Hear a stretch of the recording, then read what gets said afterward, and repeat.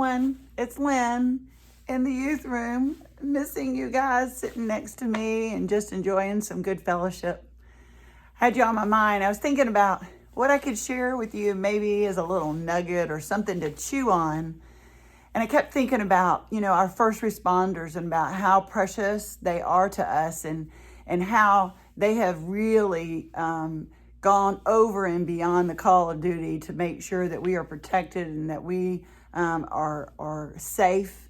And I just wanted to first off say thank you to all those first responders and also those essential workers to keep our world going. I think it's sometimes that we sit, and those that can sit at home and wonder, when is this going to be over? It has been constant for you guys, and we just put our love out to you. But then it also got to thinking about how we are essential workers and how we are like those first responders. You think about it, after Easter, just like these days here, all of the disciples were now trying to figure out what their role was in this whole idea of sharing Christ and sharing the good news. And they were the original first responders to a spiritual happening that needed to be taking place. And I wanted you to think about that. Jesus, he didn't have a plan B. He had only plan A. And those were those disciples that were huddled up in that room trying to figure out what to do next. And I think about them often. I think about what did they decide? Who was going to go where? Who would talk to who? How would this look like? And it kind of put me back into my own situation as to what can I do as an example of those first responders to those who are spiritually in need, or those who just need encouragement and joy. And not me because I'm a youth director, but me because I am a child of God. And I want you to think about that we are all first responders, not to take anything from our medical responders and those that are out there protecting our world, whether police or in the hospitals or being one of the essential workers. I just want you to think about how we are in need of some spiritual first responders as well. Maybe you're sitting in a house of people who are getting grumbly towards each other. Maybe your brother or sister, your mom, maybe your dad are kind of getting on your nerves. Or maybe it's really quiet because everybody's just tired of this. And so what can we do as Christ first responders did back then to incite joy, encouragement, and also love for each other, so that we can be reminded there is a presence of God that surrounds us. And so I'm going to challenge you, and I'm going to challenge myself to bring encouragement and joy to even the folks that are around me in a small area, and also to those that I know, either through social media or through Facebook, through just a phone call. I want you and I to be encouraged to be that first responders.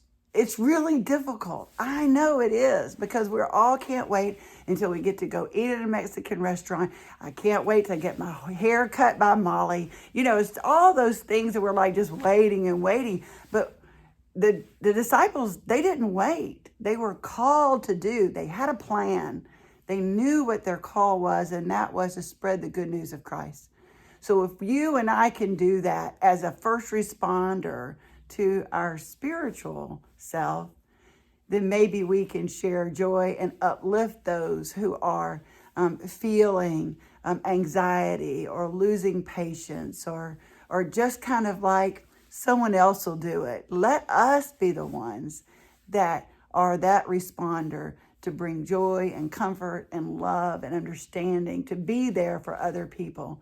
There is a great need there. I know I feel it, and I know that others around me are wanting to be together, but we can be together through praying for each other, for just starting something crazy and goofy with your family, just to kind of throw things off. Think about all the things you did when this first started out, how we were going to make this big and, we're going to cook dinner, we're going to play games and all. And I know you're tired, But somebody needs to pep up this spiritual anxiety in this time that even those first disciples felt.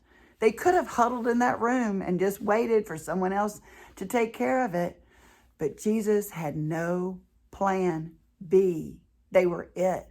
And because of them and their encouragement and their sharing of God's love, that is why we are here and we are God's people. We are children of Him because they went out and they were those first responders, the people that were in need, to see the love of God, the kindness, the goodness in the world. Our first responders, they have such things to be important about, to finding this resolution to this pandemic. And we have those essential workers that are working diligently to keep us to where we have food on our tables and that, that we are cared for in ways that we need. But what are you and I doing? Because we too can be as busy at work, sharing the good news with others, encouraging, simply praying for them, reaching out. If you haven't talked to someone for a while, give them a call. Tell them that you love them. Think about something silly to do. Put up a video and just enjoy being a child of God because those first responders of Christ's disciples. Just something for you to chew on. I love you dearly. I can't wait till this place is full of your craziness and hyperness. And it's hard out here for an expert. And I miss you diligently. So just know I have you all wrapped up in my heart and my prayers that you are doing well. And I pray that you will also wrap others into your heart, into your prayers, that they are doing well, so that we can be first responders for Christ. I love you. Mwah.